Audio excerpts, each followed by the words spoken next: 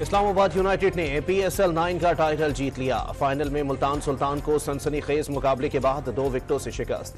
PSL کی بدولت پاکستان میں بین الاقوامی کرکٹ کی بحالی میں مدد ملی۔ وزیر اعظم شہباز شریف کا پیغام، ایونٹ کے کامیاب انعقاد پر PCB، سیکیورٹی فورسز، منتظمین اور شائقین کرکٹ کو خراج تحسین۔ اسلام آباد یونائیٹڈ کے کھلاڑیوں نے PSL کا ٹائٹل اپنے نام کرنے کے بعد فلسطین کے جھنڈے لے کر گراؤنڈ کا چکر لگایا۔ اسرائیلی فوج کے ہاتھوں نسل کشی کا شکار فلسطینیوں سے ہمدردی کا اظہار۔ اسٹیڈیم میں موجود افراد نے بھی کھلاڑیوں کے اقدام کو سراہا اور فلسطین کے حق میں نعرے لگائے۔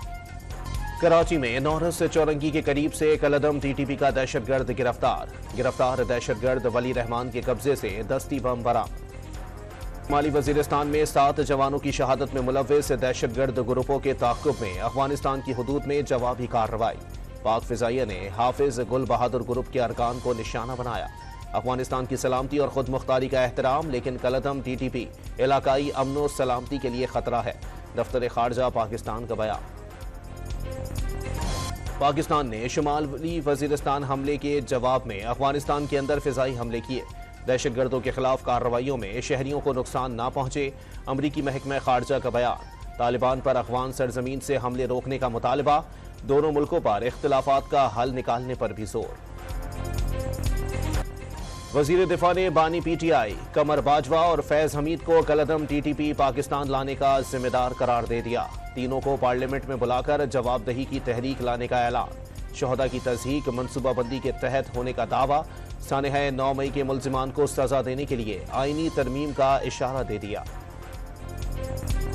IMF سے قلیل مدت قرض پروگرام پر جائزہ مذاکرات مکمل نہ ہو سکے۔ بات چیت میں 1 روز کی توسیع کا امکان۔ پاکستان سہ ماہی اہداف کامیابی سے مکمل کر چکا۔ آخری جائزے میں نئے اہداف بھی نہیں دیے گئے۔ ذرائع وزارت خزانہ نے مذاکرات تعمیری اور مثبت انداز میں آگے بڑھنے کا دعویٰ کر دیا۔ کوئٹہ، پشین، قلعہ عبداللہ، چمن، نوشکی اور دال بدین میں زلزلے کے جھٹکے۔ ریکٹر اسکیل پر زلزلے کی شدت 5.4 ریکارڈ۔ مرکز کوئٹہ سے 150 کلومیٹر جنوب مغرب تھا۔ گہرائی 35 کلومیٹر تھی۔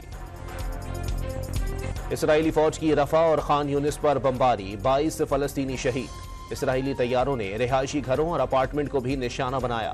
غزہ میں مئی تک مکمل قحط کے خدشات۔ اور مسجد الحرام میں موسلا دھار بارش، زائرین طواف کرتے رہے۔ کیمرے کی آنکھ نے مناظر محفوظ کر لیے۔